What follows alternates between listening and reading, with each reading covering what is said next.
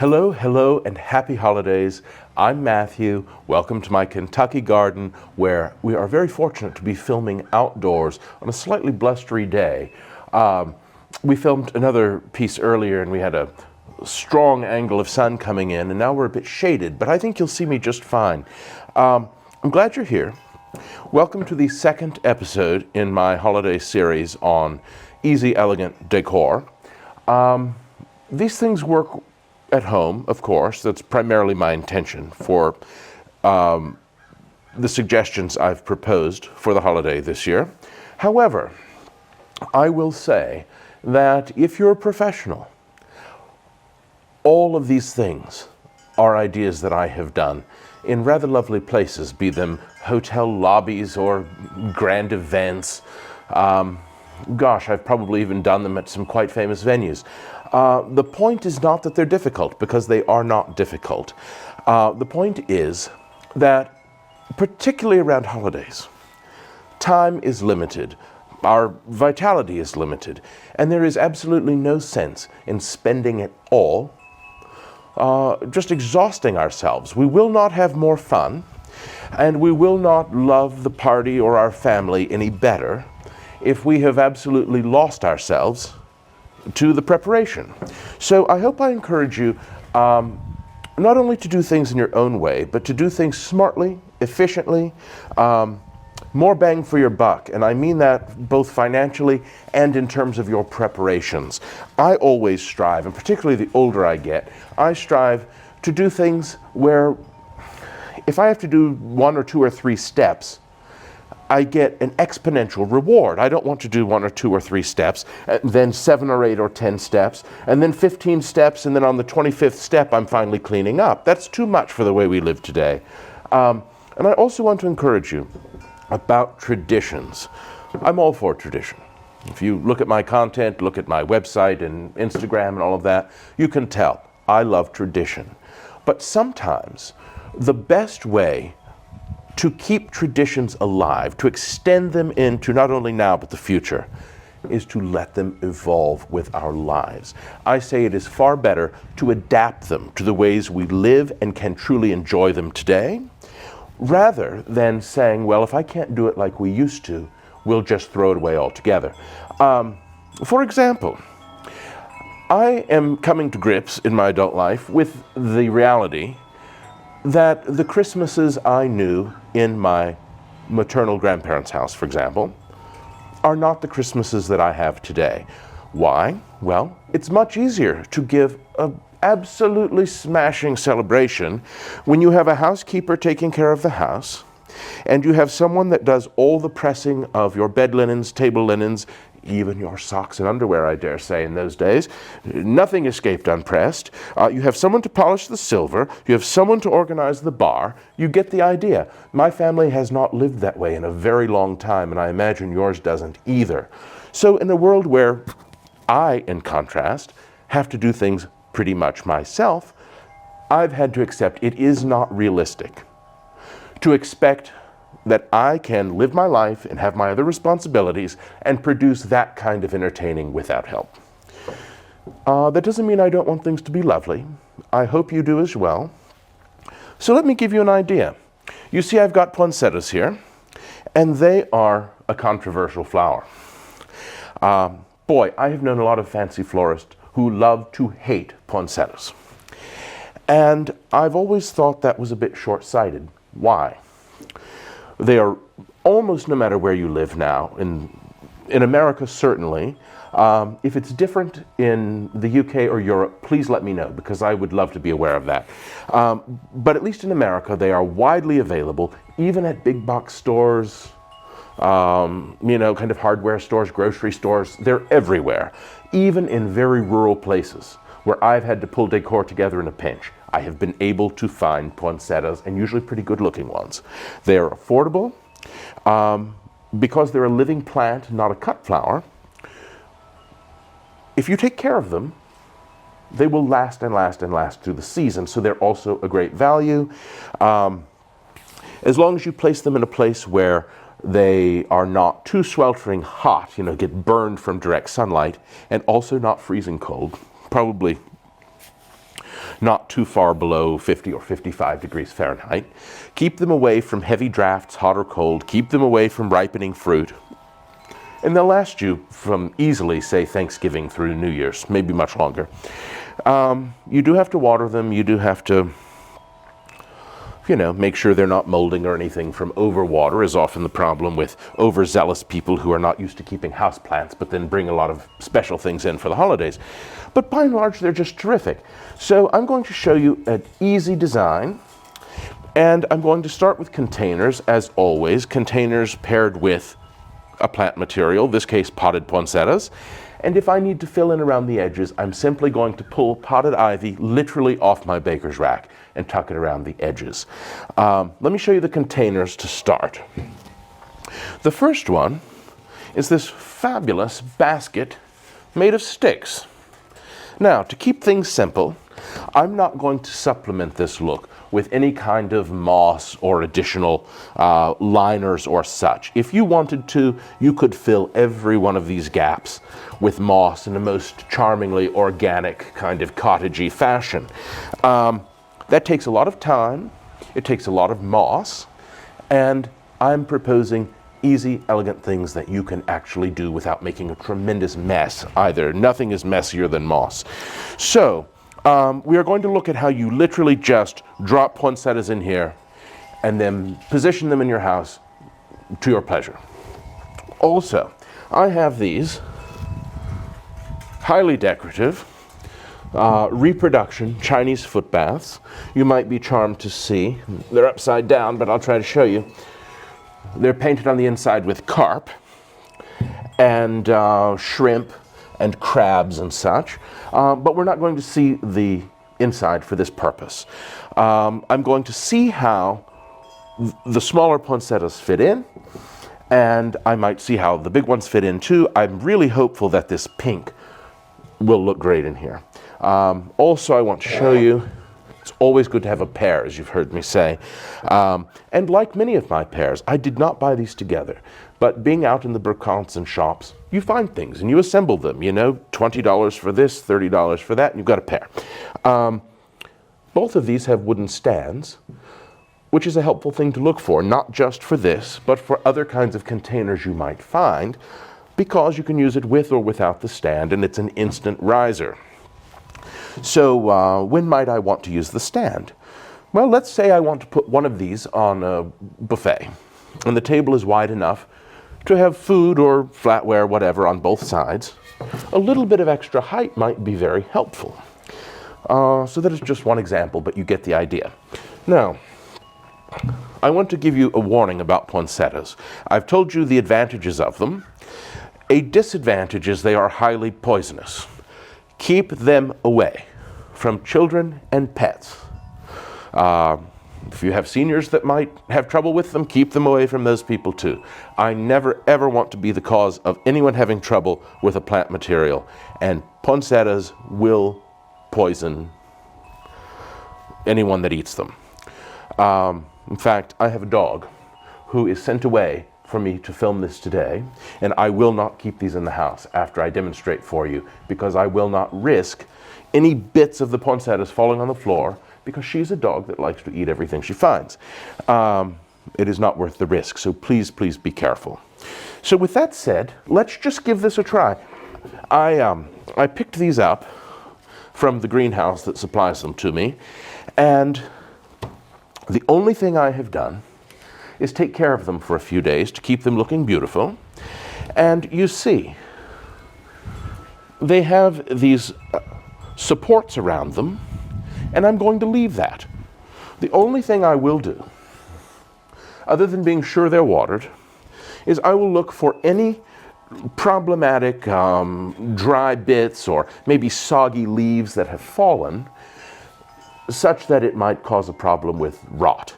And I will also warn you, if you decided to top dress any such composition with moss, be it Spanish moss, preserved moss, fresh moss, moss holds more liquid into the plant.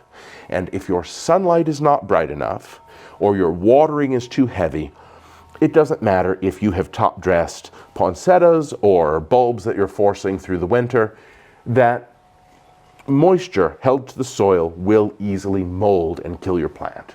So be aware of that. That said, my instinct is to try these. This is a variety called Jingle Bells. It is basically a pinky red with cream-colored spots, which I think is jaunty. And as I work, as always, any little dry leaves or things that I see, I'm just going to carefully remove, because we don't need those. Literally, this design is this easy. I'm going to see if I can fit 3, and I do not mind packing them in tightly. Let's see how the front of that looks.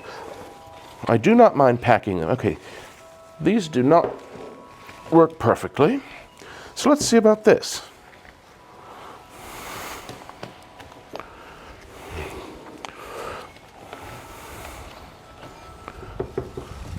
Let me move these to the side.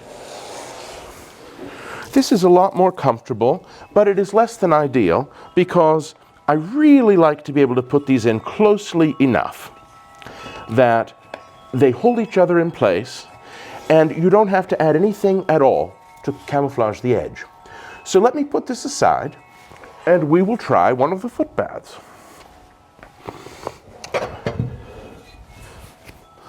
Now, I imagine I can fit 3 of these rather nicely. And you want to think about at least implying, this is probably going to be 2 is plenty, rather implying that this is one plant. So you want to have a nice dome toward the middle, and I obviously have a bit of space here. Now, if this is, I'm going to show you how easy this can be. If this was going to be, let's say, on a distant mantle or on a table at the end of a hall, and people were not going to examine it closely, you could in fact do this, and no one is going to be close enough to look in, and they're only going to view it as a distance, and that would not be the end of the world. But I want to show you a higher standard. So let's just see if I have one ivy that I can tuck in the front. Excuse my back. Evaluating my ivies here that are all looking a bit bedraggled from the season. That one's very wet. Well, let's just see if I can get this one in.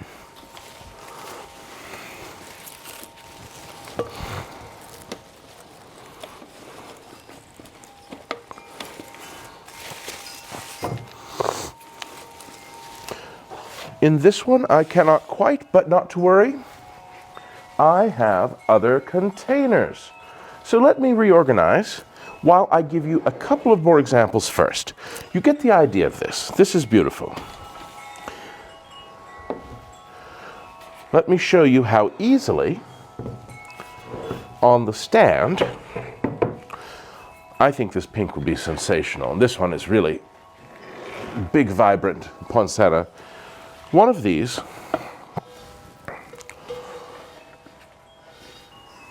with probably some 3 or 4 inch pots of ivy trailing around would be spectacular. I can't see that from the front, but that is awfully pretty. Let me move this here. That is awfully, awfully pretty. So have a look as I break my foot baths, and let me find another container for you, and I'll be back with something I hope you'll like. Welcome back, and seek and you shall find. Just look how well I did. For anyone who might slightly sneer and say, well, why didn't you work it all out in advance? I will tell you, because you probably haven't worked it all out in advance either.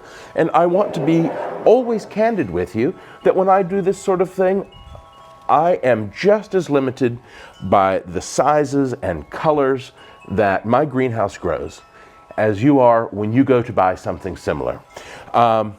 If you didn't want to use poinsettias, that's fine. I have a lot of ivy that I grow, and some of it I grow on topiaries, some of it I grow sort of stacked in tiered mounds, also in a pot, also that if I just want to drop it down in another container, I've got it ready. So please don't feel limited only by poinsettias, but they're an awfully good example this time of year. So let's talk through what I found. I admittedly have the advantage of a lot of containers to choose from, but I assure you, I have built the entire collection out of thrift shops and brocantes and I hate to say junk holes, but sometimes that's the case. Never be shy to go in a place and see what they've got. You may well find treasures. Look at this beautiful little piece on the end. It is just slightly small for that poinsettia, but honestly, in all the hubbub of holiday decor, this can be done with confidence. An extra quarter or half inch might make it drop in a bit more beautifully, and maybe if I was using this for a party, I would dress it with just a little bit of Spanish moss. Let me move this to the side. That container is awfully pretty, isn't it? Little antique cache-pot.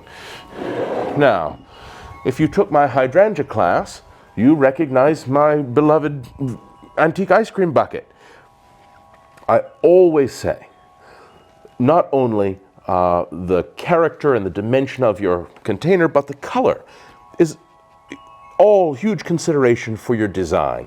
And when you've got something as jaunty as this fabulous aqua with this sort of hot candy pink bloom, that combination together is just dynamite. The pot was not deep enough to sit directly in, so I just took another flower pot, literally out of that I had stacked there on top, overturned it, and put this in on top of it. Voila, no problem at all. And you saw what we had earlier. Because I've used a larger container and elevated the potted plant, this is substantial. This could occupy an entire sideboard. I would even use this on an entrance table in a rather large hall. So, what a good idea if I do say so myself. Now, look at this. I dropped this beautiful, these are sold, these poinsettias, as white, but you can tell they are obviously green, actually green, and I think that's the beauty of it. If I had one of these foot baths, for example, that was even bigger, and I have seen them much bigger, you might put some combination of a pink such as this with a pale green such as this, and that is awfully pretty together.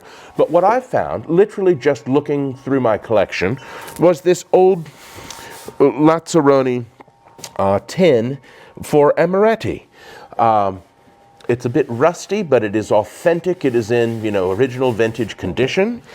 And if you decorate with this sort of style, I think this could be rather lovely. And because this pale, beautiful, sophisticated chartreuse green is so chic, I think it rather elevates the tin, and the contrast of high and low is very successful.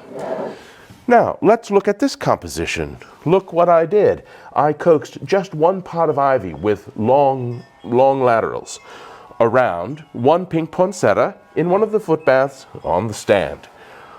I think this is terribly successful. People are utterly charmed when they see it too. When I have clients call, this style, for example, is very, very popular in Kentucky. And when I have clients call and say they need a large number of substantially sized arrangements for a holiday party, and their budget is not tremendous, if we can come up with the containers, this is a look I would always defer to. And I've never had anyone say they didn't like it. Up here, I have the two remaining jingle bells in this kind of stick basket, and they don't fit perfectly. I'm not per se showing you that this is a finished example. But had my grower had slightly different sized pots, or had my basket been slightly bigger, that might have been a very good solution indeed. The one thing I would say makes or breaks this type of simple design is your transition from your potted plant and its blooms or foliage to the container. Actually, what's here, I hope you might be able to see, the foliage ends here, and I've got, call it 7 or 8 inches before the basket starts. This is an example of what not to do, really. You don't want all this exposed space, because that rather ruins the illusion that this is a voluminous, opulent plant overflowing your container. You don't want it to look chintzy or spindly, and poinsettias can indeed be spindly. So make sure that your design and maybe whatever you use, like this ivy, to fill the void, completely transitions from plant to container. You see, if my poinsettia was 4 or 5 inches higher, this would not be such a complementary match. This is perhaps the most ideal of the grouping because it goes all the way down. This is lovely. This is the kind of fit that I suggest you emulate the most of all. And this little one, again, as I said, if that cachepot was a little bigger, it would be even better. Another thing I encourage you to remember is that flowers are best enjoyed from above. It doesn't have to be hugely above, I don't mean airplane view, but if this is placed, for example, on a table that is lower than this work table. This is a high table, so I can work at it easily. But if this is on a regular, let's call it about 30-inch high table, you would look down on this enough that this transition would be even less obvious. Now, from a distance, you can see it. And if you were at a dining table where you sat down, you'd be peering directly into it from your chair. So those are all things to consider. But if you can scale your composition such that the flowers are a little bit admired from above in context, whatever your application is, they will always look their best. Always, always. And people are surprised to know that often means using smaller plants or smaller arrangements than they envisioned initially. But just experiment with it. Run some experiments of your own and you'll see that it's true. What else could you use? Well, what else are you growing through the winter? If you've got a sunny window or a greenhouse, you might have ferns. You might have palms. You might have aspidistra. A really full aspidistra could look really good in most of these applications. You want something with a bit of softness to it. You know, something that grows very rigid and straight. I probably wouldn't do this with a cacti. It doesn't have this soft, lush, opulent look. A cactus, not a cacti. What else could you use? Maybe you have a Christmas cactus, if it's in bloom especially, that could be beautiful. You get the idea. I've shown you this to hopefully inspire you and spark your imagination. Before you go out and buy poinsettias, per se, take a look at your potted plants and see what you might be able to use that you already own, so that after the holiday, you've kept them healthy, you put them right back on your baker's rack, right back in your window, right back in your greenhouse, and it has cost you nothing. Another thing that you could easily do is make several of these. You know, whatever style you decorate in, casual, fancy, whatever. But you could get by with just 1 or 2 poinsettias, for example, and do the rest of them in potted plants. And by dotting them all throughout your house, you give the look of not only variety, but opulence, and you've spent very little money. I frankly haven't bought a poinsettia at a retail price in long enough that I don't know what they're selling for. But when I buy them wholesale, they're extremely affordable, and I see them around, and they always seem affordable to me out in shops. So if you want to spring for them, just please be careful to keep them away from any creature that might be poisoned if they eat them. And otherwise, ho, ho, ho. I hope this has inspired you. I hope that by keeping the decor simple, so simple, quick, inexpensive, low commitment, that you are then free to enjoy your holiday in other ways. As I said in the beginning, don't be afraid to adapt your traditions. It is better to let them evolve with our lives than to let them fall away altogether. Also, I will say, before I sign off for the holidays, whether you are new here and you've just found me, or you've found me through the year and stuck around, thank you, thank you, thank you. If you have not subscribed to the channel, please do.